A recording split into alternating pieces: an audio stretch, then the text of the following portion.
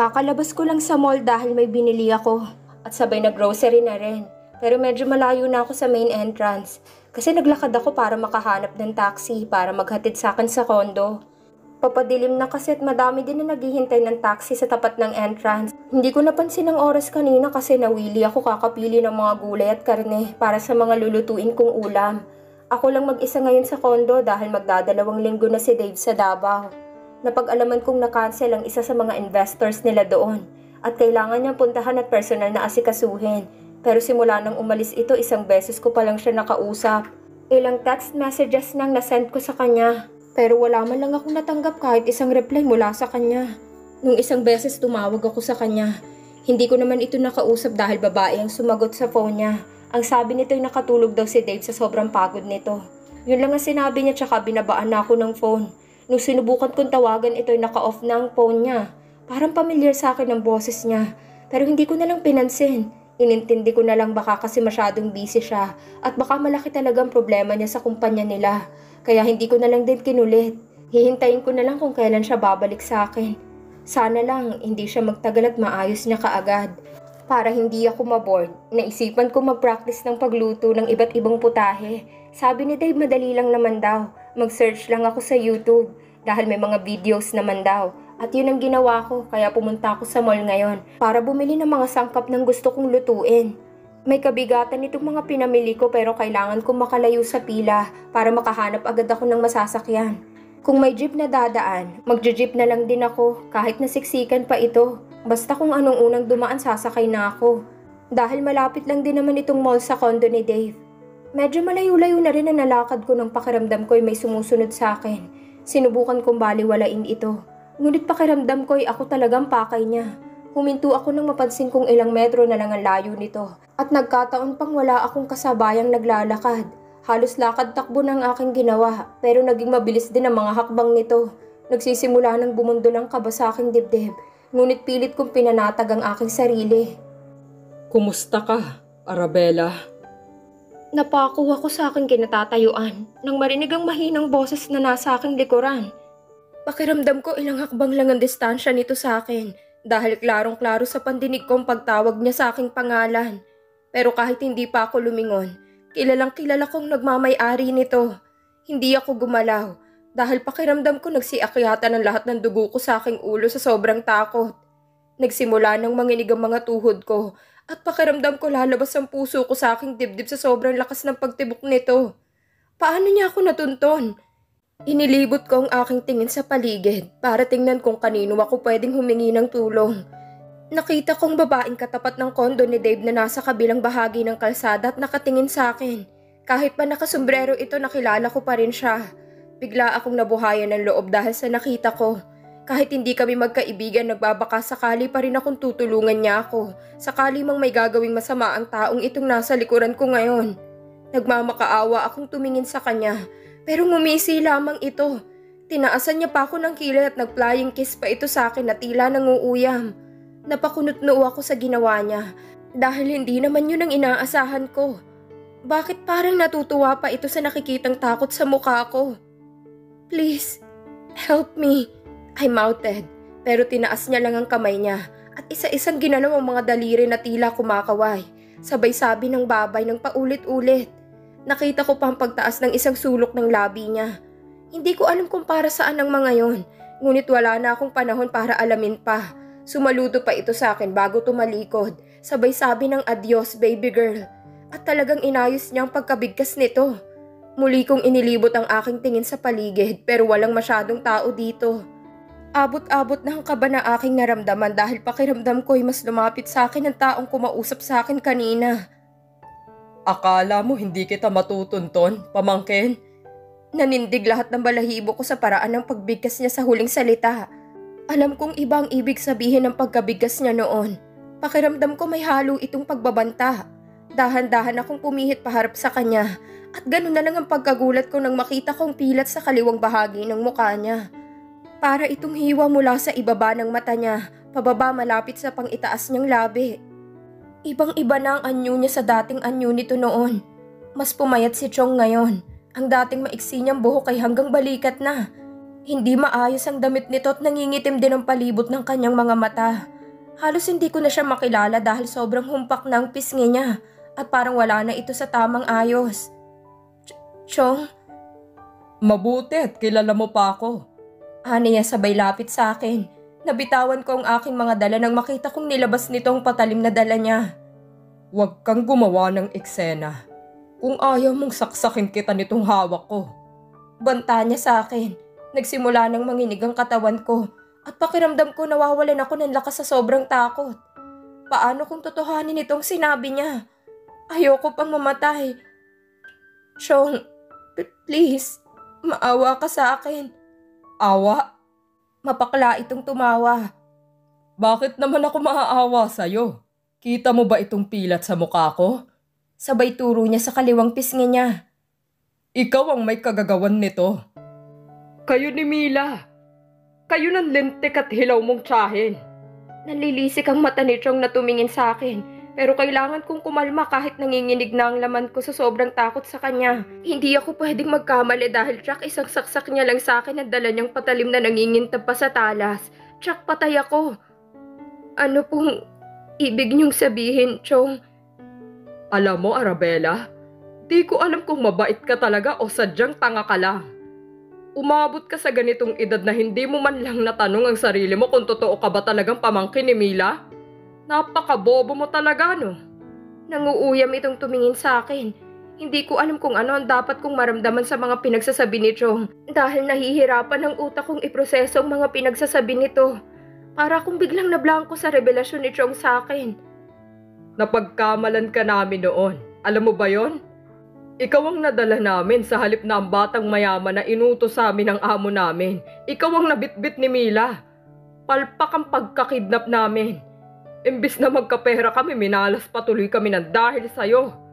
Umiling-iling pa ito. May paiyak-iyak ka pa, hindi naman pala ikaw ang pakay namin. Kung alam ko lang na maling batang nadukot namin, edi sana hinulog na lang kita sa van para tapos na ang problema ko. Umiling pa ito ulit na parang natatawa sa naalala niyang kapalpakan nila. Pero pasalamat ka pa rin kay Mila. Kung hindi dahil sa kanya, matagal ka ng patay. Lintik din ang babaeng yun eh.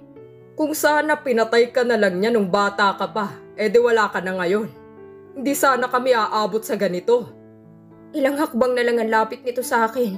Pero hanggang ngayon wala pa rin dumadaan na taxi o jeep man lang na pwede kong parahin. Ngayon wala ka nang kawala sa akin. Dahil sa'yo nakulong ako. Tsaka tong pilat ko, ikaw ang dahilan nito. Kailangan ko pang makipagbugbugan sa loob ng kulungan para lang ako makatakas. Mapakla itong tumawa. Tapos ano? Pagkatapos ka namin buhayin, ito pang igaganti mo sa akin? Habang humahakbang siya palapit sa akin, umaatras din ako. Hindi ako papayag na makalapit siya sa akin. Pero hindi ko inasahan nang bigla niya akong dambahin, kaya nawalan ako ng balanse. Tulong! Tulungan niyo ako! Sinubukan kong sumigaw, pero para akong nabingi ng malakas niyang sinuntok ang sikmura ko. Namilipit ako sa sobrang sakit ng pagkasapak niya sa akin. Hindi pa ito nakontento, sinampal niya pa ako gamit ang bakante niyang kamay. Halos mabingi ako sa lakas ng pagkasampal niya. Halos hindi ko na maramdaman ang mukha ko dahil namamanhid na ito. Subukan mong sumigaw ulit. At hindi ako magdadalawang isip na isaksak ko ito sa'yo. Banta niya sa akin sa nanlilisik na mga mata. Tayo! Hinila niya ang buhok ko. Huwag kayong makikialam. Sigaw niya sa dalawang babaeng akmang tutulong sa akin. Pamangkin ko to. Naglaya sa amin dahil sumama sa kasintahan. Iuuwi ko lang. Nagmamakaawa akong tumingin sa dalawang babae pero tumalikod na ito. Ay naku, kabataan ngayon. Dinig ko ang sabi ng isa bago sila lumakad palayo. Akala ko pa naman ano na nangyari. Sagot naman ng kasama niya, tsaka nag-appear pa silang dalawa. Nagpupumiglas ako pero naramdaman kong idiniin niya ang dulo ng patalim sa tagiliran ko. Nakaramdam ako ng kirot. Siguro nasugatan ako kakagalaw ko. Isa na lang, Arabella. Isang maling galaw mo pa, itatara ko na to sa'yo. Huwag mo akong sagarin. Please, Chong, maawa ka sa akin. Hindi na ako makapagsalita ng maayos dahil naninigas sa mga panga ko. Huwag kang mag-alala. Paliligayahin naman kita. Matagal na kitang gustong tikman. Pero ang gurang na Mila, bantay sarado ako. bulong nito sa akin. Ang sarap mo pa naman tingnan. Matagal na kitang pinagnanasahan, alam mo yon. Tama naman palang naging desisyon ni Mila na palakihin ka. Dahil tingnan mo ang sarili mo ngayon. Napakaganda mo na. Napakaganda pa ng katawan mo. Ang sarap-sarap mo, Arabella. Ilang gabi din akong nagpapantasya sa'yo. Hindi lang ako makahanap ng pagkakataong pasukin ka sa silid mo. Dahil palaging nakabantay ang buwisit na Milang yon. Nagsitayuan ng mga balahibo ko sa batok at inilapit nito ang labi niya sa tenga ko. Marahan niya pang hinaplos ang kabilang balikat ko habang hinihila ako nito palayo sa madaming tao. Ilang di pa na lang malapit na kami sa isang iskinita at kapag naipasok niya ako doon, hindi na ako makakalabas pa. Kailangan ko makatakas kay Chong kahit nanginginig at nangihina ako. Huwag kang mag-alala. Masasarapan ka naman sa gagawin ko. Sisiguraduhin kong titirik ang mata mo. Magaling ako sa kama, Arabella. Kaya nababaliw ang tiyang mo sa akin. Paliligayahin muna kita bago kita papatayin. Pero bago pa niya matapos ang sasabihin niya, sinuntok ko siya sa lalamunan niya. Inubos ko ang lakas ko para sa suntok na yon. Kaya nawalan siya ng balanse at nabitawan niya ako.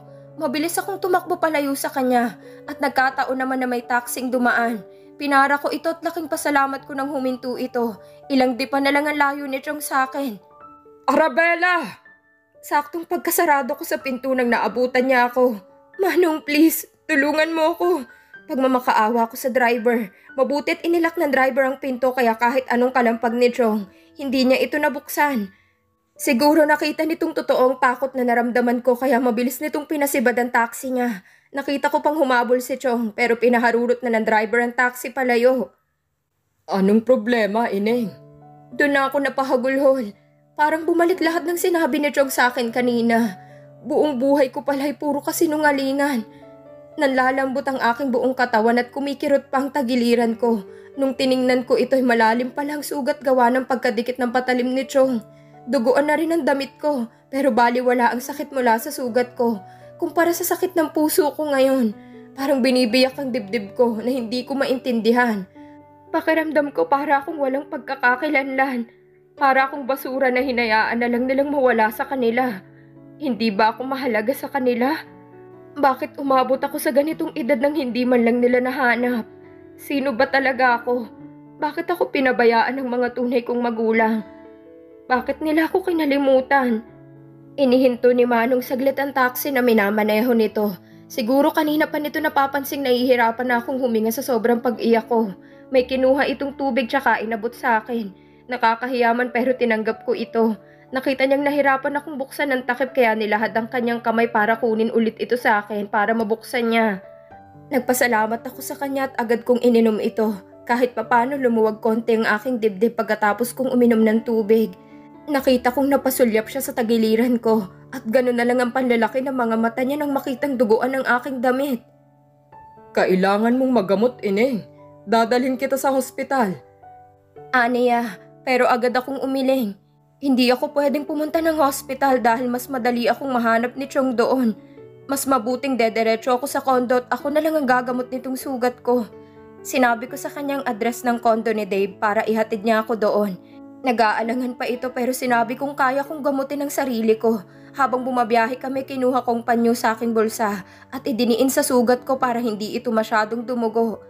Kinuha ko ang aking phone gamit ang bakanting kamay ko para tawagan si Dave. Pero ganun na lang ang pagkadismaya ko dahil naka-off pa rin ang phone niya hanggang ngayon. I tried to dial it again but still.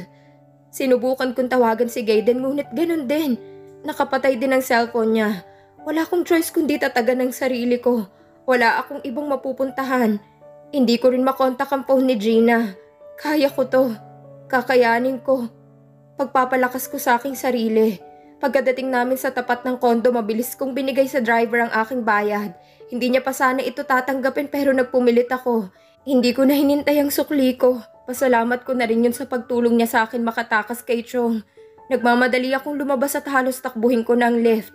Pero natigil ako nang pinigilan ako ng guardia at ng receptionist. Bakit po? Pasensya na, ma'am. Pero may instruction kaming bawal na po kayong pumasok sa unit ni Mr. Villarama. Sabi ng guard. Bakit po, kuya? Sa unit niya po ako nakatira. Ito po yung keycard ko. Tsaka alam ko din yung passcode niya. Magalang kong sagot. Pilit kong inayos ang tayo ko kahit ang totoo'y nangihina na ang tuhod ko. Medyo lumalabo na rin ang paningin ko dahil sa sakit na sugat ko sa aking tagiliran. Wala akong ibang mapuntahan. Nasa kondo ni Dave ang mga gamit ko.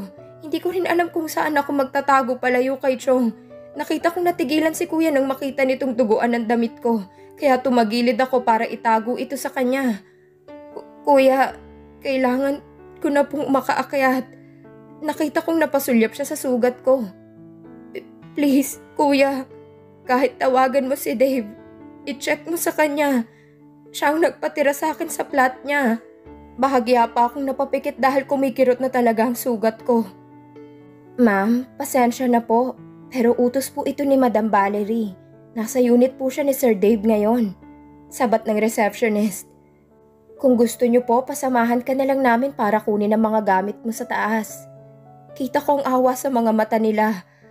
Alam kong kilala niya ako dahil ilang beses na kami nangingitian nito sa tuwing bumababa at dumadaan ako dito sa kanila. Saglit, tatawagan ko si Dave. I dialed this number, pero kahit ilang beses ko pang gawin yon, tanging answering machine lang ang sumasagot. Nagsisimula na akong mawala ng pag-asa. May pera pa naman ako. Ang problema ko lang, baka mahanap ako ni Chong. Natatakot ako sa kaya niyang gawin sa akin. Base sa mukha niya kanina, alam kong hindi ito titigil hanggat hindi niya makuha ang gusto niya. Ang makaganti sa akin at gawan ako ng masama. Anong gagawin ko ngayon? Lalo akong nahihirapan dahil sa kalagayan ko. Pasensya na ma'am, pero kailangan niyo na pong magdesisyon. Kung gusto niyong pasamahan ko kayo pero kung ayaw niyo naman po, pwede na po kayong lumabas dito bago pa po kayo maabutan ni Madam. Kasi kabilin-bilinan niya sa amin na bawal kayong tumungtong dito, kundi kami ang mawawala ng trabaho. Napagdesisyonan kong harapin si Madam. Baka sakaling mapakiusapan ko pa ito kahit ilang araw lang. Kahit hanggang sa makabalik lang si Dave.